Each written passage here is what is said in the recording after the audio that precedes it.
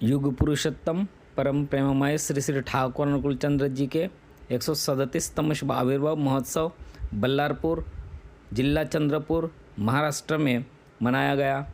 इस उपलक्ष्य में देवघर ठाकुरबाड़ी से सम्माननीय हमारे सबके श्रद्धेय मनोज सोनी दादा के सुमधुर वाणी से इष्ट प्रसंग इतने अच्छे हुए कि सभी उपस्थित भक्तगण भाव विभोर हो गए और उन्हें ही सुनते रहे। आइए सुनते हैं श्री मनोज सोनी दादा के मनमुग्ध कर इष्ट प्रसंग आप सभी के लिए। जय गुरु वंदे पुरुषोत्तम। लिख रहा है, मैं निश्चय करता हूँ तुम अपने उन्नयन के लिए और मत सोच। किसका बात सुनेंगे इस युग में? कौन साथ दे सकता है? मैं भी कोरोना में पॉजिटिव हुआ था। जब पता चला कि पॉजिटिव हुआ तो बेटा अलग छोड़ के भाग गया, पत्नी अलग छोड़ के भाग गया, सारा परिवार छोड़ दिया था। कोई मेरा फोन भी नहीं उठाता था। उस समय सबको सबक सीखना चाहिए था, पूरे दुनिया को। उस समय किसका नाम याद आया? अभी आचार्य जी के पास थे, वहाँ दादा पूछ दिए कि अगर मुसीबत और संकट आ जाए, खूब बड़ा आदमी है, गाड़ी बाड़ी बिल्डिंग का, किसका उस समय नाम जाप करेंगे? मुसीबत और संकट के समय गाड़ी का, बाड़ी का, बिल्डिंग का, बीबी का, बच्चा, किसका नाम ध्यान होगा?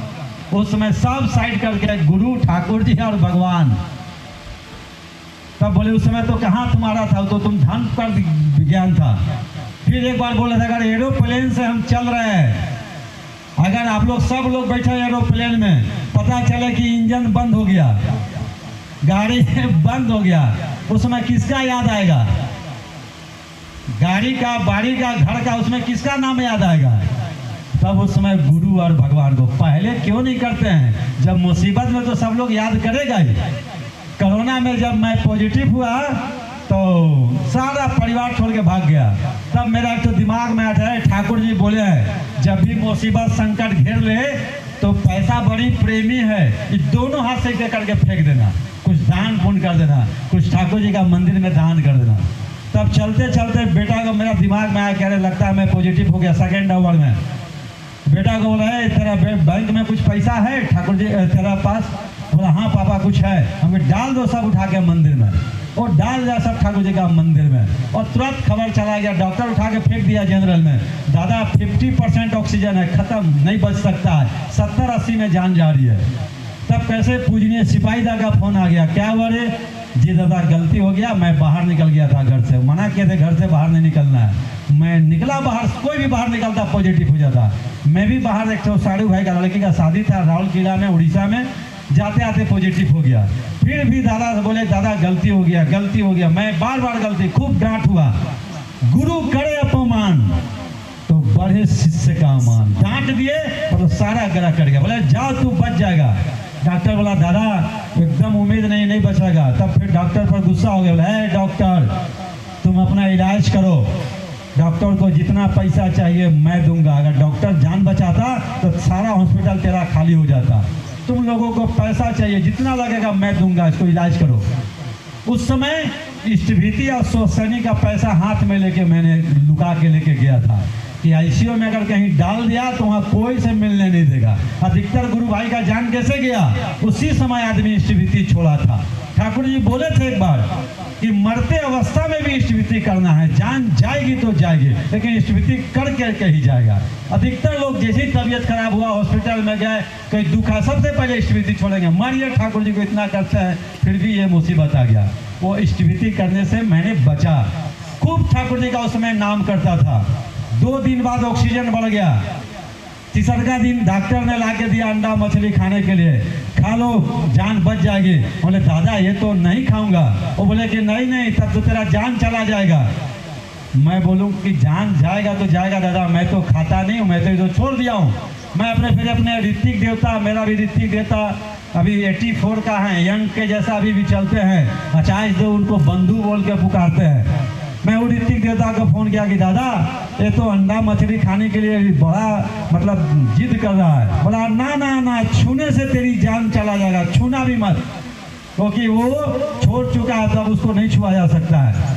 सब बोले दादा क्या करेंगे, कैसे बचेंगे? ये तो बोला नहीं खाने से जाएगा, आप बोल रहे छूने से जान चला जाएगा। तो क्या चला जाएगा क्या? बोला एक उपाय है, कलयुग में किसका बात बोलना चाहिए? कलयुग केवल नाम आधारा। ये ठाकुर जी का जो इतनी शक्तिशाली मंत्र है, मरा हुआ भी आदमी को जिंदा कर दिया जाता है। मरा हुआ भी हम देखा देवघर में सैकड़ों आदमी को देखा हूँ, हजारों आदमी का, ये भी आदमी खड़ा है तो मरा हुआ आदमी को खड़ा देख करके वो मंत्र जाप करने से। कलयुग केवल 4 टाइम नाम जाप करने लगा, सुबह दोपहर शाम। ये 5 दिन बाद आईसीयू से बाहर निकला और 10 दिन जनरल में रखा। जब 15 दिन छुट्टी होने लगा, दादा पूछे कितना का बिल बना? वो बोला 1.5 से 2 लाख का बिल बना है। लेकिन बोल रहा डॉक्टर कि दादा मैं भी गुरु भाई हूँ, मैं इनसे 1 पैसा नहीं लूंगा। मुझे विश्वास हो गया कि ठाकुर जी मरा हुआ आदमी को जिंदा कर दिया। वो भी दीक्षा लिया था नया नया। वो बोला कि ये तो फुल टाइम वर्कर है, मैं इनको और पैसा दे करके हॉस्पिटल से छोड़ूंगा। हम बोले आप तो कोरोना में मरा हुआ आदमी को भी पैसा लेके छोड़ा, मुझे क्यों देगा? बोला नहीं नहीं, आपका गुरु जी का आश्रम से फोन आया था, अब मैं भी भाग्यशाली हूँ कि उनसे बात हो गया, वो पैसा दे करके हमको वहाँ से छोड़ा। बोला हमको एक बार खाली आचार्य देव से मिलवा दीजिएगा। मैं भी बोला कि मैं भी देवघर का हीरो हूँ, हाथ पकड़ के दादा के सामने लेके जाऊँगा कि ये हमको मरा हुआ आदमी को जिंदा किया है। इतना भरोसा विश्वास होना चाहिए। कब द्रौपदी को देखे है ना महाभारत में, जब चीरहरण हो रहा था तो बहुत सोचा था कि 5 पांडव आपके जैसा सब बैठे हुए थे, पूरे परिवार, सारा देवी देवता भी बैठे हुए थे, सब पर विश्वास था कि बचा लेंगे। लेकिन जब खुलने लगा साड़ी तो कोई नहीं बचा रहे हैं। तो बोला कोई तो दौड़ो, कोई नहीं। तब एक हाथ उठाए, अभी एक हाथ से पकड़ रहे हो, अभी भी एक हाथ पर भरोसा है कि मैं बचा लूंगा, फिर भी भगवान नहीं देख रहे हैं। फिर दोनों हाथ उठा दिए, फिर भी भगवान नहीं दौड़ रहे हैं। बोल रहे हैं नाम बताओ किससे प्रेम करती हो? तब भगवान, यहाँ 33 कोटि देवता है, इतना परिवार है। तब बोले या द्वारकाधीश। तब द्वारकाधीश को दौड़ के आना पड़ा था। यही है कलयुग में नाम।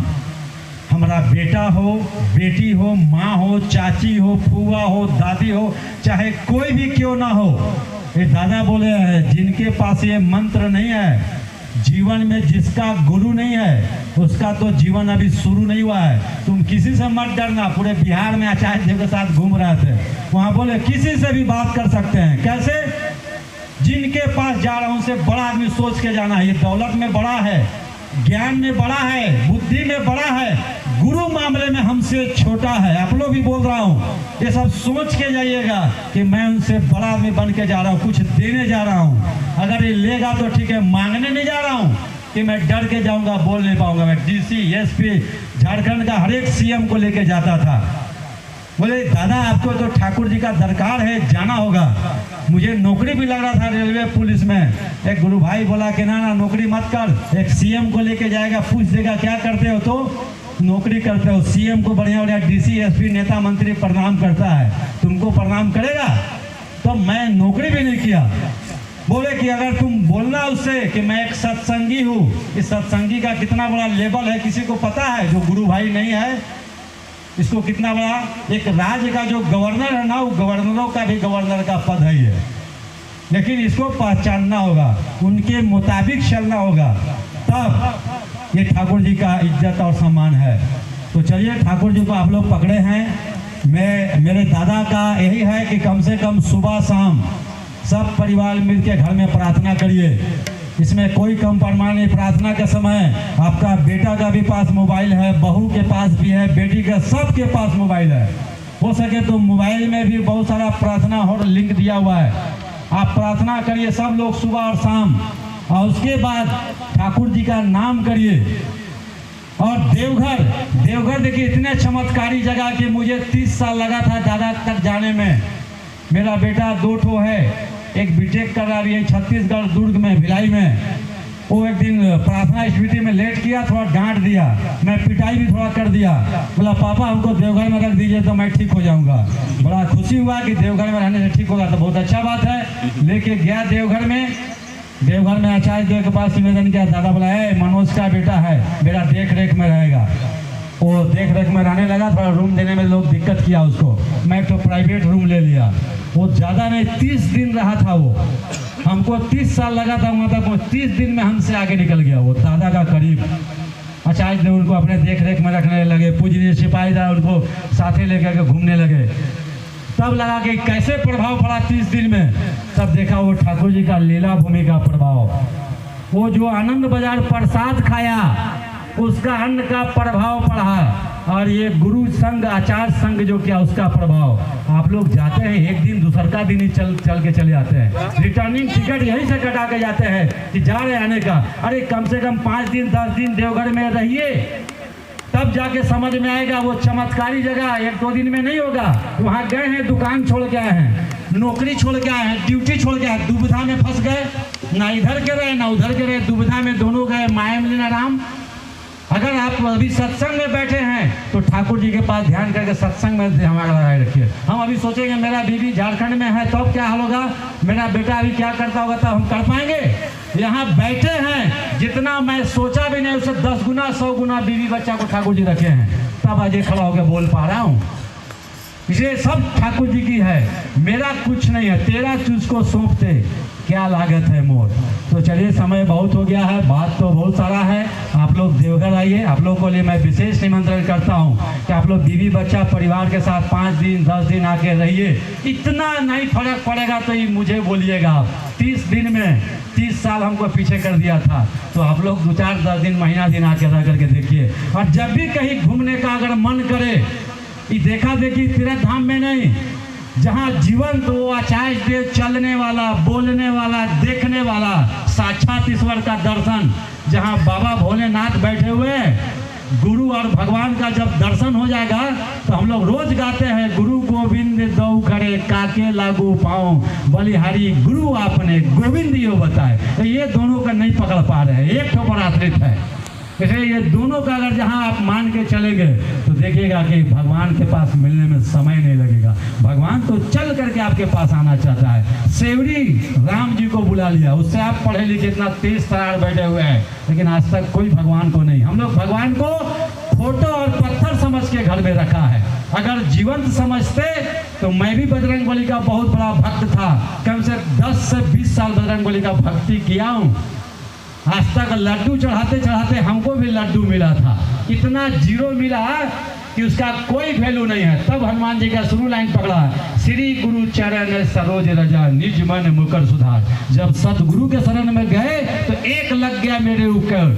एक के बाद एक जीरो का कितना वैल्यू है पता है ना आप लोगों का, कि अगर एक लगने के बाद एक जीरो का वैल्यू 10, एक जीरो और लग गया तो 100, एक जीरो और लग गया तो 1000, इतना जीरो का वैल्यू है।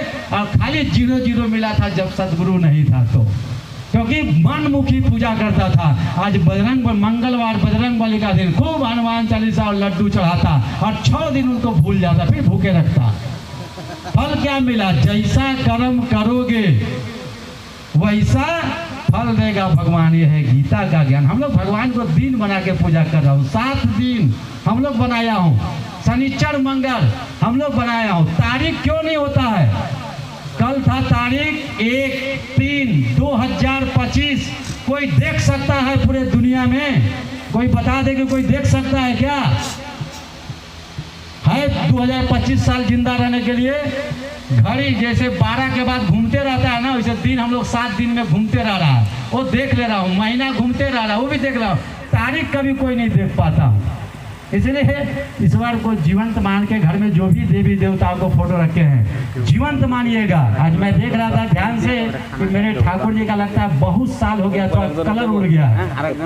तो ध्यान दीजिएगा, हमारे उत्सव में एकदम जैसे आप लोग एकदम चकचक, कितना अच्छा कपड़ा एकदम चमक रहा है।